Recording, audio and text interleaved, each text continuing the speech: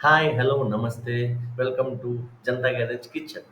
ఇది మనందరికీ చాలా ఇష్టమైన పులిహోర సింపుల్‌గా, టేస్టీగా ఎలా చేయాలో చూసేద్దాం. ఓకేనా?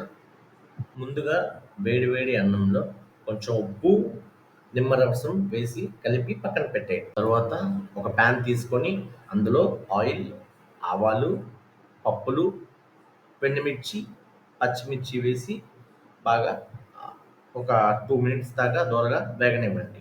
ఓకేనా? అలాగే కొంచెం పసుపు కూడా వేసి ఒక 3-5 మినిట్స్ అలాగే ఉంచండి.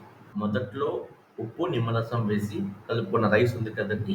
ఆ రైస్‌లో ఈ తాలింపు వేసి బాగా కలపండి. ఓకేనా? ఇంతేనండి. కొంచెం కొత్తిమీర వేసుకొని బాగా కలుపుకుంటే చాలా సింపుల్‌గా, టేస్టీగా మన పులిహోర రెడీ అయిపోయినట్లే. ఓకేనా? వీడియో నచ్చితే సబ్స్క్రైబ్ చేయండి. నాకు కొంచెం మోటివేషన్‌గా ఉంటుంది. Please subscribe. Thank you for watching.